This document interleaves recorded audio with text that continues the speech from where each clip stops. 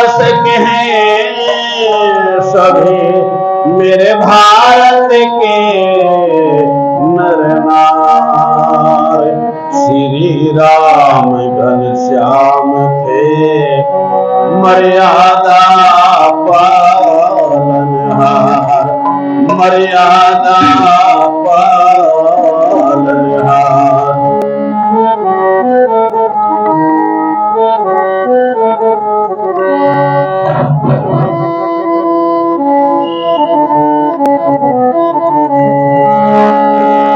दीनानाथ दया के सागर चक्रिय तूने कैसा चला करे, रंग भरे ये सृष्टि रचा करे। कहाँ छिपा कहाँ छिपा कहाँ छिपा कहाँ छिपा। दीनानाथ दया के सागर चक्रिय तूने कैसा चला करे, रंग भरे ये सृष्टि रचा करे। कहाँ छिपा कहाँ छिपा कहाँ छिपा कहाँ छिपा। संग संग ये कैसी सदा है पवन में, संग संग ये कैसे सदा है पवन में। नगमे से गाती है नीले गगन में, नगमे से गाती है नीले गगन में। ये चांद तारे करके इशारे, ये चांद तारे करके इशारे किसका दे रहे हैं ये पता। दीनानाथ दया के सागर चक्रिय तूने कैसा चला करे, रंग भरे सृष्टि रचा करे। कहाँ छिपा कहाँ छिपा कहाँ छिपा। सजाया है फूलों से धरती का आंगन, सजाया है फूलों से धरती का आंगन। महकते हैं खुशबू से दिन रात गुलशन, महकते हैं खुशबू से दिन रात गुलशन। ये फूल प्यारे करके सारे, ये फूल प्यारे करके सारे किसका दे रहे हैं ये पता। दीनानाथ दया के सागर चक्रिय तूने कैसा चला करे, रंग भरे ये सृष्टि रचा करे। कहाँ छिपा कहाँ छिपा कहाँ छिपा कहाँ। कहीं नीची खाई कहीं ऊंचे टीले, कहीं नीची खाई कहीं ऊंचे टीले। कहीं पर है दरिया कहीं खुश्क झीले। सिंधु खारे करके इशारे, सिंधु खारे करके सारे किसका दे रहे हैं ये पता। दीनानाथ दया के सागर चक्रिय तूने कैसा चला करे, रंग भरे सृष्टि रचा करे। कहाँ छिपा प्रभु कहाँ छिपा कहाँ छिपा जमी पर लगाया है बिस्तर किसी ने, जमी पे लगाया है बिस्तर किसी सीने, उस दिन संभाला था ये घर के सीने, उस दिन संभाला है ये घर के सीने। बेमोल इशारा करके तुम्हारा, बेमोल इशारा करके तुम्हारा, किसका दे रहे हैं ये बता। दीनानाथ दया के सारे चक्रिय तो नहीं कैसा चला करे, रंग भरे ये सृष्टि रचा करे, कहाँ छिपा यहाँ छिपा, यहाँ छिपा छिपा।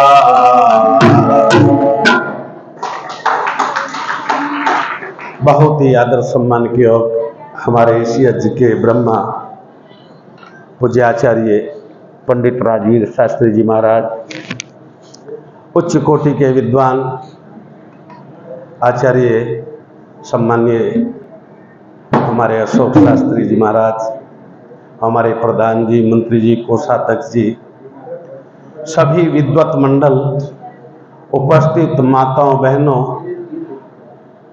बेटा तू आगे बैठ, तू जवान है, आगे हो गए, कुर्सी आगे ले ले। पहले तो तुझे आलती पालती लगा के बैठना चाहिए, तो बच्चा है, अच्छा लगता है आलती पालती लगा के बैठ, या कुर्सी पे ही जरूरी है। अच्छा, बहुत बहुत धन्यवाद, बेटा ने बात मान लिया।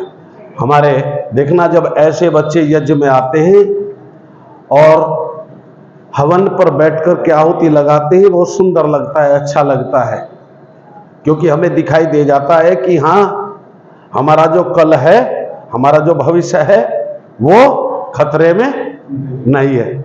इसलिए बहुत अच्छा लगता है। उपस्थित माताओं बहनों, प्यारे प्यारे बच्चों,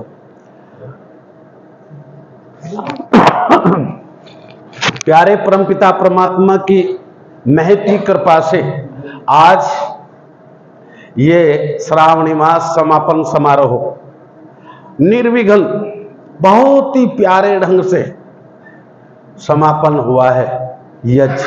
और यज्ञ के बाद अब ये संगतिकरण का बस एक सभा बाकी है, संगतिकरण की, आपस में बातें करने की, एक दूसरे से बैठ करके।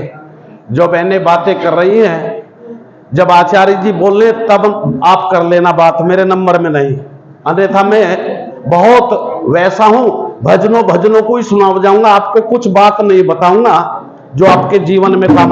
भजनों में आप कितनी बोल लीजिए, मुझे कोई फर्क पड़ने वाला क्यों जी नहीं है। मैं कहना चाहता हूं, सुनना जीवन में बहुत जरूरी है।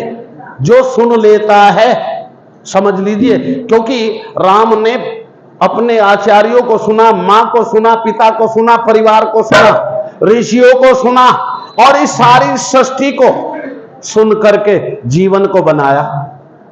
उनने बोला नहीं, कृष्ण ने सुना, और जिसने बोला सुना नहीं।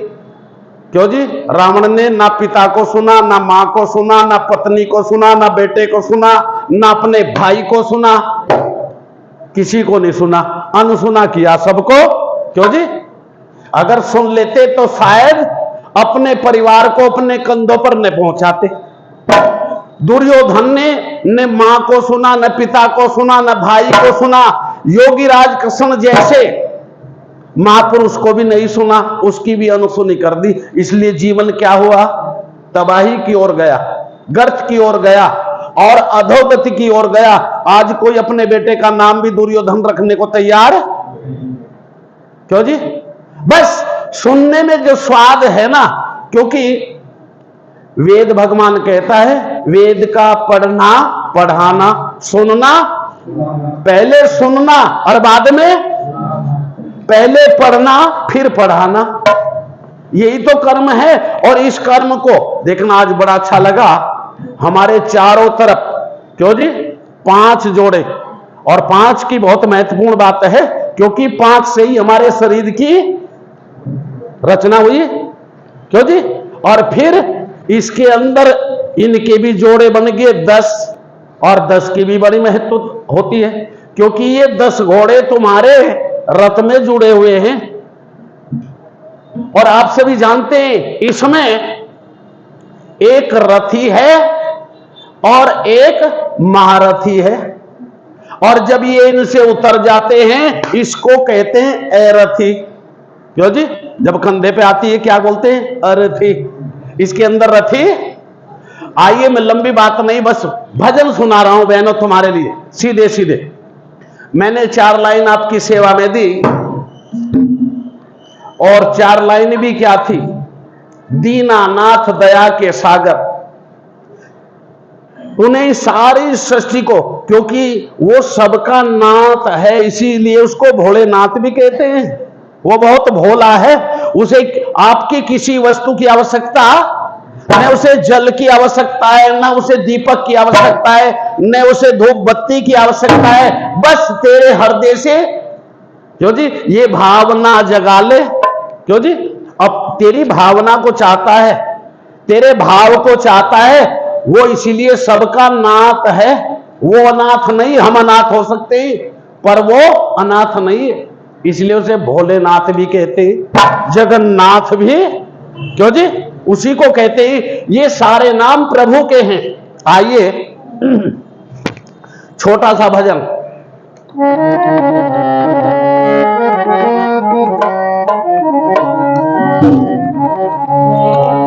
ये जल से है शुद्धि तन की। अगर हमें तन अच्छा चाहिए तो प्रातःकाल हर रोज उठ करके स्नान करना चाहिए। क्यों जी?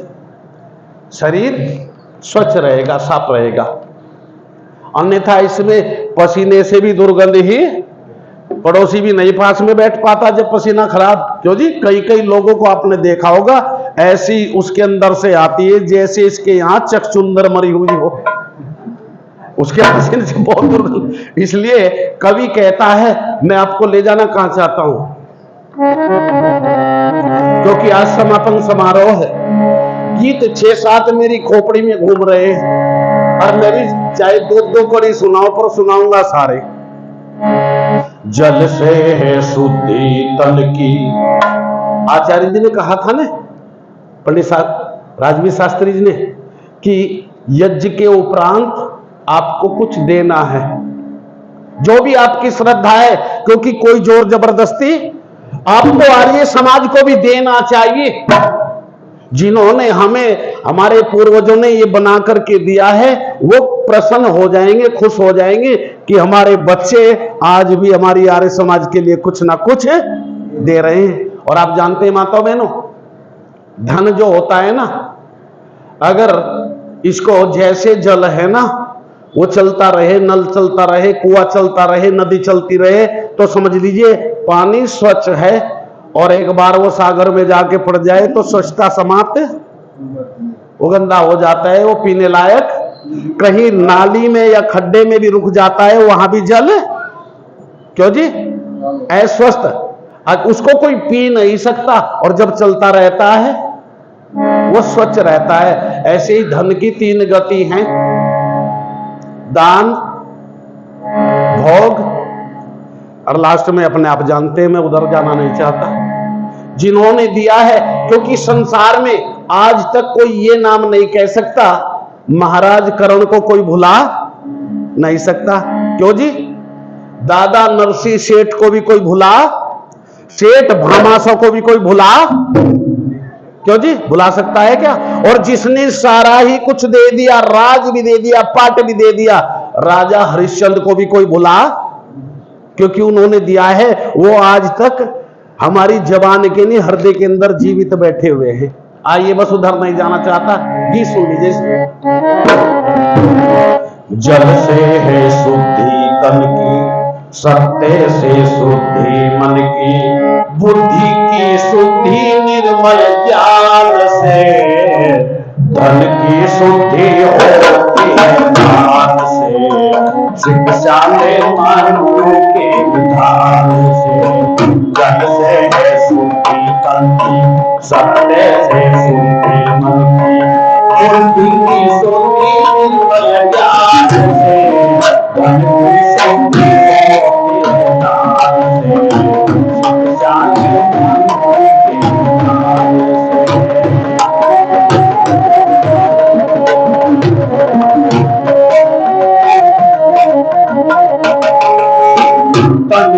और मन की धन की शुद्धि कर ले जन जन की, धन की और मन की धन की शुद्धि कर ले जन जन की। शेर है डगर मिलन की, शेर है डगर मिलन की, भक्ति भगवान से धन की शुद्धि होगी नाम से, शमशान वायु के नाम से, जल से शुद्धि करके सबसे शुद्धि मन की, शुद्धि ज्ञान से धन की शुद्धि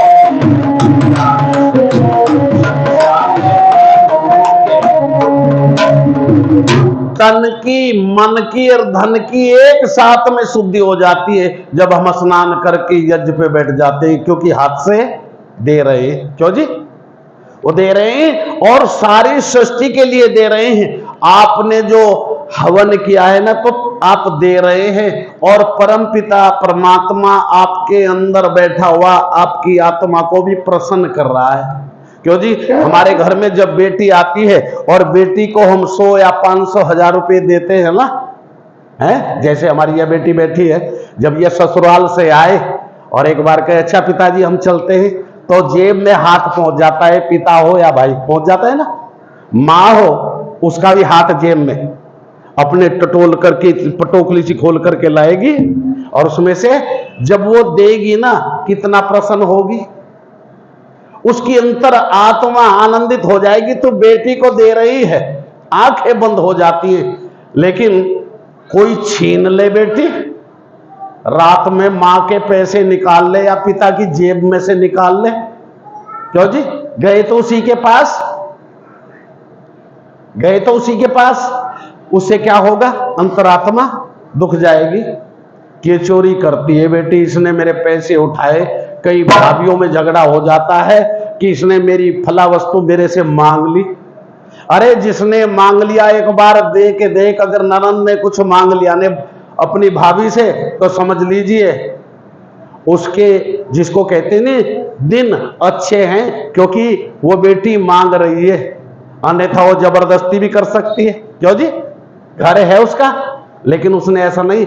जब भी वो देते हैं तो अंतरात्मा प्रसन्नचित हो जाती है। जब हम किसी को भोजन कराते हैं, जब हम किसी को कोई वस्त्र देते हैं, जब हम किसी को 1 या 2 रुपया या 100 रुपये 500 रुपये देते हैं, तो अंतरात्मा प्रसन्न हो जाती है। और आत्मा का ही खेल है, क्योंकि आत्मा प्रसन्न है तो धर्म का कार्य हो रहा है। बहुत लोग कहते हैं जी मेरा मन प्रसन्न है। मन कभी प्रसन्न नहीं होता। मन तो एक पल में प्रसन्न है, एक पल में ही दुखी हो जाता है। इसलिए मन के मते न चालिए, मन के मते अनेक, ये ले मझधार में टेक दे, जहां बलि लगे ना टेक। और कवि कहता है मनसा ना कोई प्रकाश कोई सच्चा मित्र, मनसा ना कोई बैरी हुड़दंगा है। मन है मरीज तो लजीज कोई चीज नहीं, मन यदि चंगा तो कठौती में ही। और मन चंगा कब होता है? जब आत्मा प्रसन्नचित हो जाती है। आइए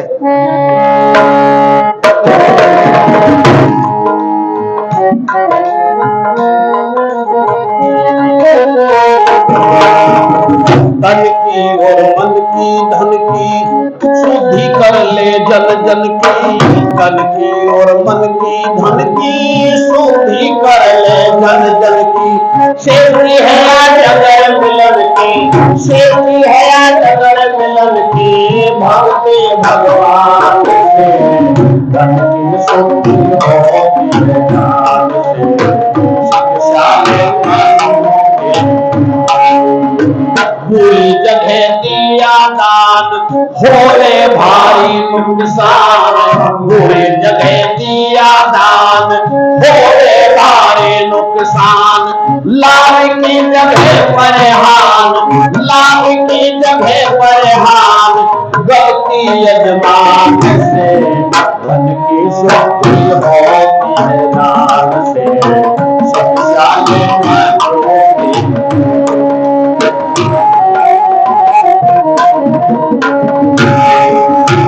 देना कैसे चाहिए? समय के अनुकूल, रीति क्योंकि आप जानते हैं अगर हम भोजन भी ऋत भूख, मित भूख और हित भूख, अगर ऋतु के अनुकूल हम भोजन करते तो अस्वस्थ, ऐसे ही दान का देना भी ऋतु के अनुकूल ही होना चाहिए। अगर सर्दी है तो सर्दी के हिसाब से देना चाहिए, गर्मी है तो गर्मी के हिसाब से देना चाहिए।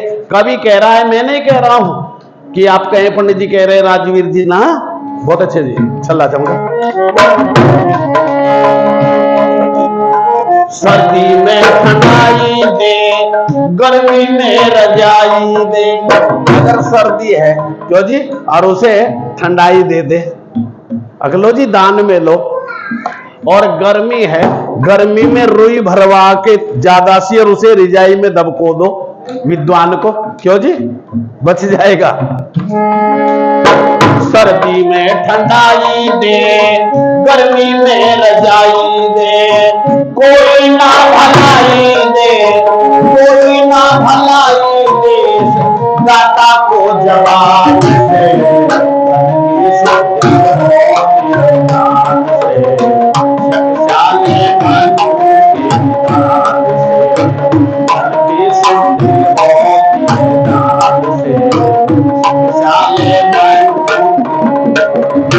आप कहेंगे तो करना क्या चाहिए जी, तो करने के लिए आइए, हाँ जी, ये पानी से तनी शुद्धि करो, मन शुद्धि करो सच्चाई से, विद्या तप से, विद्या तप से सोया ज्ञान बरानी से, विद्या तप से सोया ज्ञान बरानी से, पानी से तने शुद्ध करो, मनी शुद्ध करो सच्चाई से, विद्या तप से सोया ज्ञान बरानी से, विद्या तप से शुद्ध आत्मा ज्ञान, विद्या और तपस्या से ही शुद्ध आत्मा होती है भाई, विद्या और तपस्या से ही शुद्ध आत्मा होती है, वेद ज्ञान की पावन धारा भीतर का मन धोती है, वेद ज्ञान की पावन धारा भीतर का मन धोती है, अंदर बाहरी से शुद्धि कर ले, अंदर बाहर से शुद्धि कर ले काम सफाई से,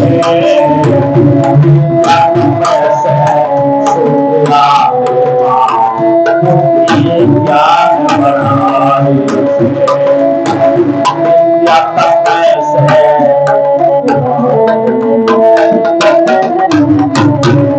और बहनों, ये कड़ी जो मैं आपकी सेवा में दे रहा हूं, बहुत ही सुंदर ढंग से इसको लिखा गया है। और क्या कहा है, बोले चाल में भी शोधे हो, शोधे तेरे विचारों में, बोल चाल में भी शोधे हो, शोधे तेरे विचारों में, हो गुण करम स्वभाव में शुद्धि, शुद्धि सब संस्कारों में। ये नहीं हम सवेरे सवेरे स्नान भी कर लिया, भगवान का ध्यान भी कर लिया, लेकिन जब पति ने कुछ मांग लिया, क्यों जी, तो ऐसी तेज आवाज में उसको उत्तर दे दिया मानो पूरा दिन ही उसका। इसलिए वाणी के अंदर भी शुद्धि मानव की होनी चाहिए, इसीलिए कहे बोल चाले में भी शुद्धि हो, शुद्धि तेरे विचारों में हो, गुण कर्म स्वभाव में शुद्धि, शुद्धि सब संस्कारों में। जीवन शोध बनेगा तेरा, जीवन शोध बनेगा तेरा, मेहनत ने के कमाई से,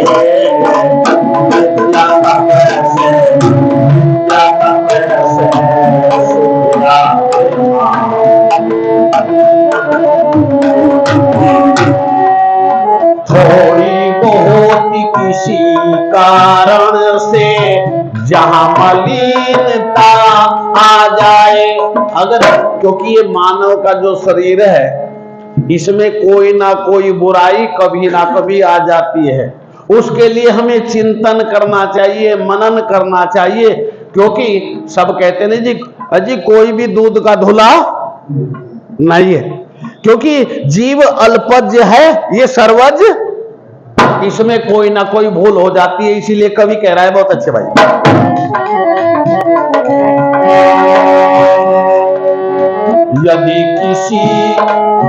यदि किसी पे कोई जगह भाई कोई कमी आ जाए, कोशिश करो वहां पर ज्यादा देर नहीं वो ठहर पाए, कोशिश करो वहां पर ज्यादा देरी नहीं ठहर पाए।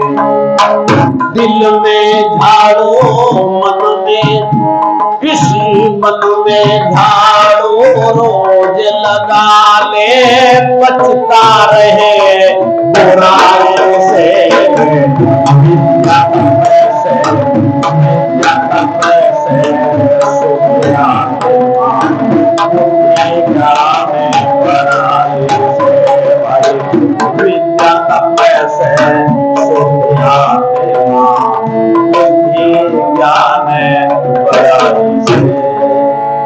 पानी से तन शुद्ध करो, मन शुद्ध करो सच्चाई को से।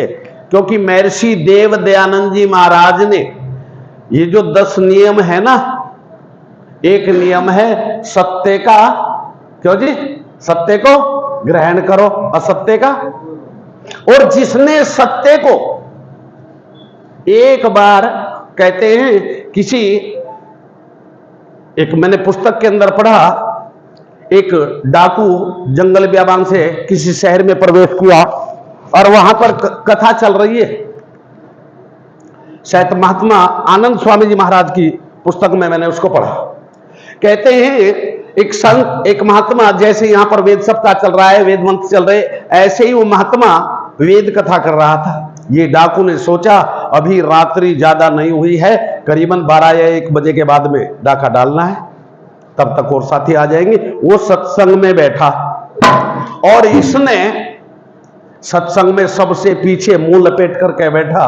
जब बैठा था, कथा सुन रहा था, सुनते सुनते सुनते सुनते महाराज मंच की ओर से महाराज श्री ने कह दिया, अरे भाई हमें कुछ भी करना नहीं चाहिए, संसार के जितने कार्य सब करो, लेकिन सत्य को धारण कर लो, कभी झूठ मत बोलना।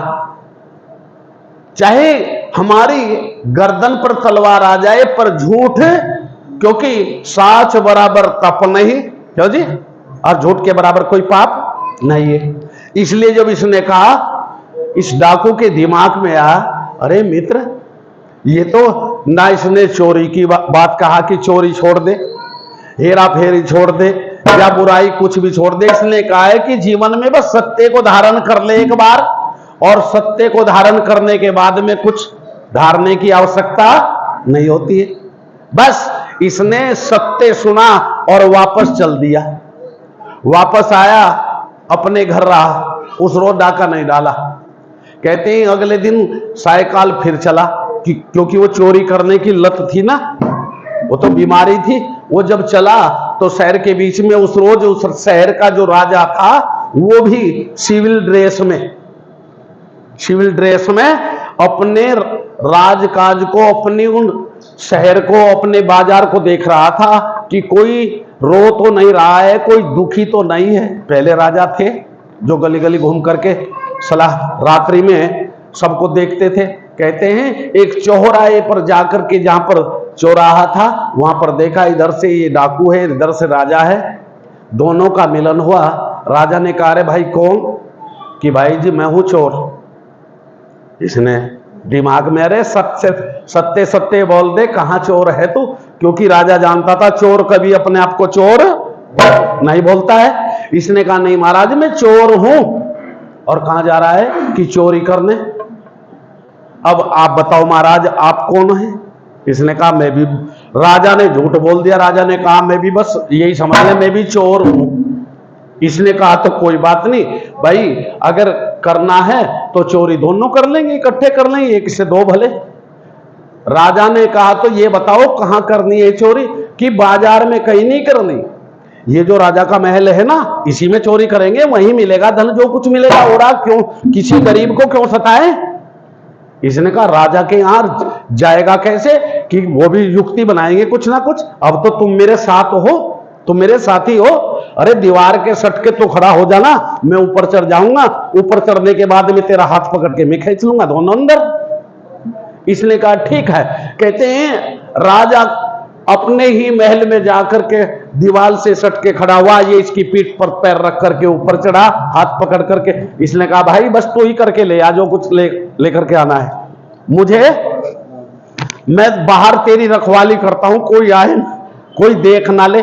बस चोर ने, कहते हैं सीधा मालखाने में उसी में पहुंचा जहां पर तिजोरी थी, जहां पर कैश था। और जाकर के उसी रोज उनके मुनीम जी ने, जो उनका खजांची था, उनका जो करता धरता था, पैसे के लेन देन का कार्य करता था, उस मुनीम जी ने उसी दिन 2 पोटली बना करके रखी थी, चांदी के सिक्के थे। अब चोर ने 4 पोटली बना करके रखी। अब इसने 2 पोटलियों को उठाया, अपनी जेब में डाला और बाहर आ गया। इसका मालूम राजा को भी था। बाहर आया, इसने कहा अरे भाई लेकर के आ कुछ। कि जी 2 पोटली लाया हूं। 2 क्यों लाया है? और नहीं थी वहां? कि थी वहां। हमें क्या करना है, 10-15 दिन के बाद में फिर बाद में देख लेंगे। अब तो 2 क्यों लाया? फिर 1 लाता। एक आप हो, एक मैं हूं। 2 पोटली, मैं तो अगर अकेला जाता तो 1 ही लेकर के आता। इसने कहा भाई सत्य बोल रहा है, झूठ नहीं है। चोरी करके उसी चौपले से, उसी चौराहे से राजा अपनी ओर और ये लुटेरा अपनी ओर। प्रातःकाल हुआ, सवेरे ही सवेरे जिस समय खजांची ने उस कमरे को खोला, वहां देखा तिजोरी टूटी पड़ी है या खुली पड़ी है। और देख करके इसने में जो 2 पोटली थी अपनी जेब में डाल ली और कहा कि खजाना लुट गया है, रात्रि में डाका पड़ा है। जिस समय सभी जितने भी जनपद के चोर थे, डाकू थे, उनको बुलाया और उनको दंडित किया, कोई तैयार नहीं हुआ। लास्ट में उसका भी नंबर आया, उसको भी बुलाया। जब वो आया उसने कहा हाँ महाराज, कहिए क्या आदेश है? कि आदेश आपने चोरी की? कि हाँ महाराज, मुझे मेरे गुरु ने कहा है कि झूठ मत बोलना, बस सत्य बोल रहा हूं, चोरी की है। इसने कहा कहां की है? कि राजा के आपके महल में की है। आपने कितना धन उठाया? कि मैंने 2 पोटली उठाया। कहां है? कि एक मेरे पास है और एक मेरा साथी था उसके पास है। और यहां से चोरी तो 4 पोटलियां हुई हैं, कि वो 2 जो पोटली है ना वो मैंने नहीं उठाई। अगर वो उठाई है तो आपके इस, क्यों जी? हाँ इसने उठाई। अब वो तो वहीं खड़ा था, कोर्ट में डाले, उसे तो ये पता था कोई तलाशी, क्यों जी, कोई इंक्वायरी नहीं करेगा। लेकिन पता नहीं परमात्मा क्या कर दे। इसने किसकी अभी इंक्वायरी कीजिए, इसकी जो चेकिंग किया तो 2 पोटली उस मुनीम की जेब में पड़ी हुई है, खजांची की जेब में पड़ी हुई है। निकाल ली, 1 पोटली उसके पास से ले ली। इसने कहा तो भाई अब तो वहां से चोरी नहीं करेगा। मैं क्या करूंगा जी कि अब खजाने की रखवाली तुझे करनी है, और जो खजाने की रखवाली करता था उसको जेल में डाल दिया। इसलिए माताओं बहनों, सत्य को जीवन में एक बार धारण करने से कुछ धारने की जरूरत नहीं है, फिर कहीं हमें आने जाने की भी जरूरत नहीं, क्योंकि सत्य एक बार, और वो जिसको कहते हैं ना, सत्य ही तो संसार में लेकर के, और सत्य की ही नाव तैरती है। कागज की नाव या काठ की नाव, लोहे की नाव, ये तैरती नहीं है, थोड़े दिन में समाप्त हो जाती है, लेकिन सत्य की नाव हमेशा चलती रहती है। इसलिए हमें चाहिए, आइए समय हो गया बस 5 मिनट। अच्छा 5 मिनट, अच्छा ठीक है। आइए बस अंतिम समय में ये जो आज का समापन समारोह है, मुझे बहुत अच्छा लग रहा है। सत्य बात है, ऐसा इन 7 दिनों में मुझे तो 8 हो गया, एक दिन पहले आ गया था मैं तो, क्यों जी? ऐसा लग रहा है जैसा वास्तविक में अपने परिवार में, घर में, और यहां भी वास्तविक मेरा परिवार है। माताओं ने, बहनों ने जो सेवा कर रही हैं, रात्रि में भोजन के लिए जाते हैं, दिन में जाते हैं, बहुत ही आनंद आ रहा है। और आज जाने की हिम्मत, मुझे तो ऐसा लगता है जैसे बेटी ससुराल की ओर जाती है ना और वो रोती है, तो शायद मुझे थोड़े समय के लिए मुझे भी रोना पड़ेगा आपके प्यार को देख करके। सत्य बात है। तो हमारे कहाँ है होमकर जी, और हमारे प्रधान जी, और हमारे बाबूजी बैठे हुए, हमारे मंत्री जी बैठे हुए, और पूज्य आचार्य जी, सभी ऐसा समय कर रहे हैं। वास्तविक में मिला तो देर में, ये हमारा प्रारब्ध था जो जुड़ करके यहां अब आकर के मिला है पूरे 68 साल के बाद में, अन्यथा पहले भी मिल सकते थे। और मेरा एक निवेदन आपसे और है माताओं बहनों, कभी भी कोई कार्यक्रम रखे, साल में कभी भी रखे, 2 दिन से 3 दिन से कम तो रखना नहीं। क्यों जी? क्योंकि इतनी दूर से आते हैं, एक दिन में कोई पूर्ति, लेकिन आपके ऊपर कोई भी जोर जबरदस्त, कोई भी प्रेशर नहीं आने देने का जब तक जीवित राजवीर रहेगा। प्रेशर नहीं आने देगा। कभी भी आप आमंत्रित कर सकते हैं, तभी तैयार। और आपके लिए भी मैं कह रहा हूं, कभी आप हरिद्वार में, आपकी छोटी सी झोपड़ी हरिद्वार में भी, सुख करताल में भी आप आए, आपका स्वागत है। कभी भी आए, जब भी, वही बच्चे आपको मिलेंगे और हम भी वहीं मिलेंगे, ठीक है ना? क्योंकि यही तो आना जाना, यही तो परिवार है हमारा, आर्यों का परिवार। हमारे से बड़ा परिवार किसी का संसार में नहीं होता है।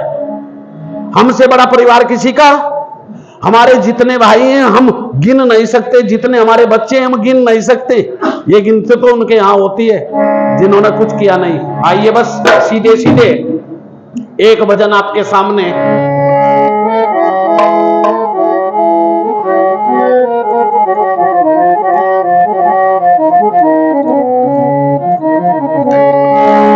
जग में वेदों की जब तक निशानी रहे, महर्षि की अमर ये कहानी रहे, ये कहानी रहे। तारा ऋषिवर प्यारा, दया दे प्यारा।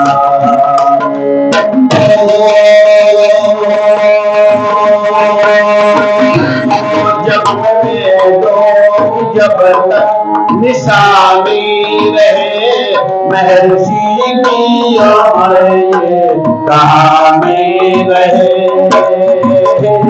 ये कहानी रहे। प्यारा ऋषिवर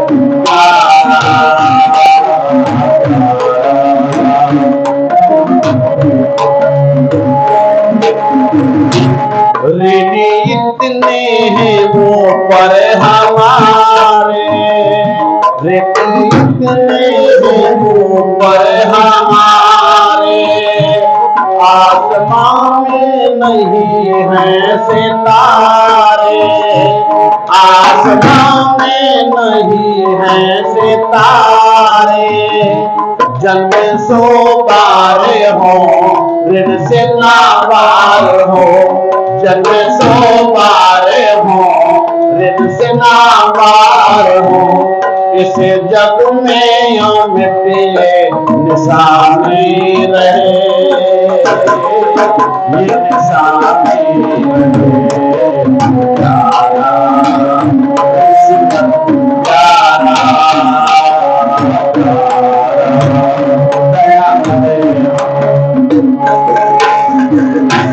सत्य सत्य को तोला पर था तोला, सत्य को और असत्य को बराबर में रख करके देखा है किसने? महर्षि देव दयानंद जी महाराज ने। इसीलिए तो आज तक, जब से 200 साल से आज तक सत्यार्थ प्रकाश में न कोई बढ़ा सका है और ना कोई, क्यों जी? बहुत आताताइयों ने, बहुत मुगलों ने और बहुत जो धर्म के भीरू, धर्म भीरुओं ने उनके ऊपर बहुत आक्षेप लगाए कि सत्यार्थ प्रकाश ऐसा है वैसा है, पर संसार में कोई उसको डिगा नहीं पाया। इसलिए कहा है बहुत अच्छे,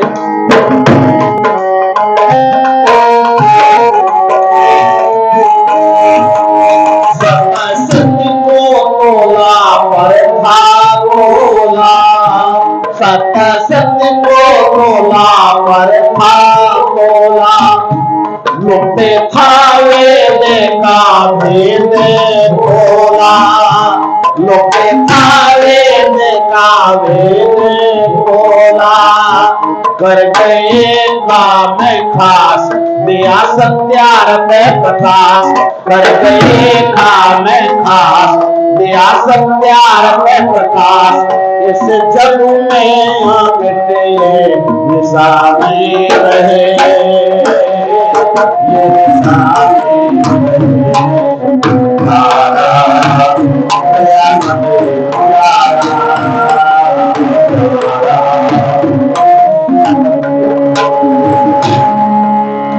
और किसके लिए?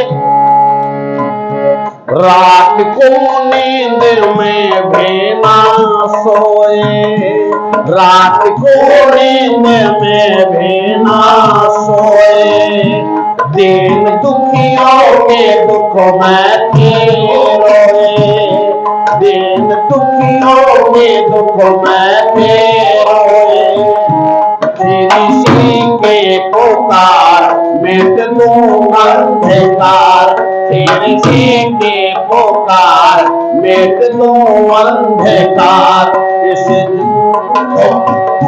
थोड़े दिन जो मेरे जिंदगानी रहे, जिंदगानी रहे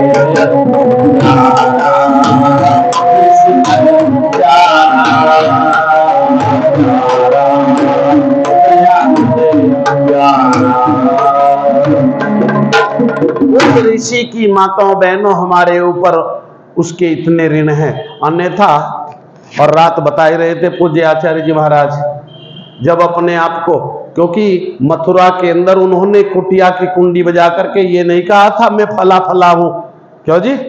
आज जो हम किसी को जाकर के वैल बजाते हैं, कौन तो अपना नाम फट ले देते हैं, लेकिन मेरे देव दयानंद जी जिस समय कुंडी खटखटाई अंदर से आवाज आई कौन कि बस गुरुवर मैं यही जानना चाहता हूं मैं, और जब ये पता चल जाएगा कि मैं कौन हूं तो हम धर्म धुरेंद्र हो जाएंगे, धर्म को जानने वाले हो जाएंगे, धर्म को पहचानने वाले हो जाएंगे।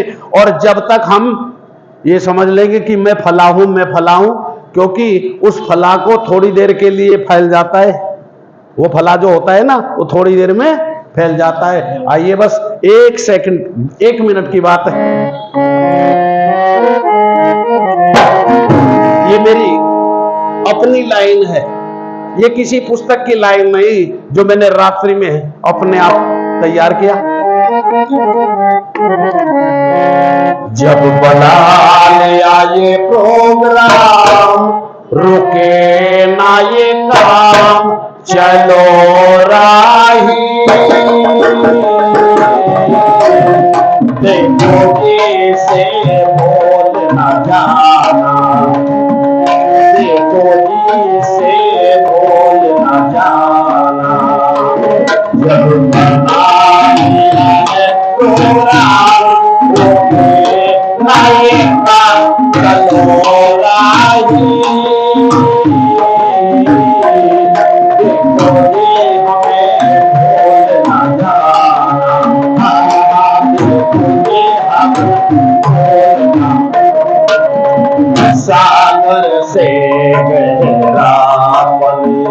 सीखो। ये जो प्रकृति है इसके अंदर हर वस्तु हमें सिखा रही है, हमें कुछ दे रही है, लेने वाला चाहिए। और कवि कह रहा है बहुत अच्छे, सागर से गहरापन सीखो, लहरों से आगे बढ़ना। सागर से गहरापन सीखो, लहरों से आगे बढ़ना।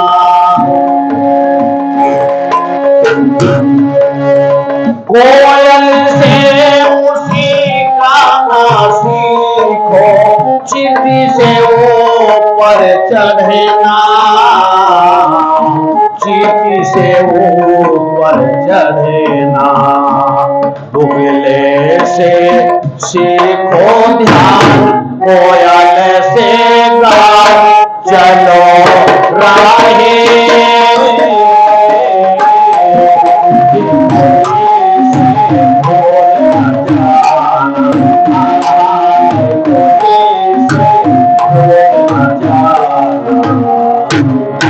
बस मैंने कल निवेदन किया था, आज कर रहा हूं बहनों, अपने घरों में यज्ञ को स्थापित कर दीजिए, संध्या को स्थापित कर दीजिए, ईश्वर स्तुति प्रार्थना उपासना के मंत्रों को अपने अंदर स्थापित कर दीजिए। और 1 साल तक अगर आपने ये कार्य कर लिया तो फिर वो कहते ने आपका 12 साल का तब प्रारंभ हो जाएगा। आप सभी का बहुत बहुत धन्यवाद।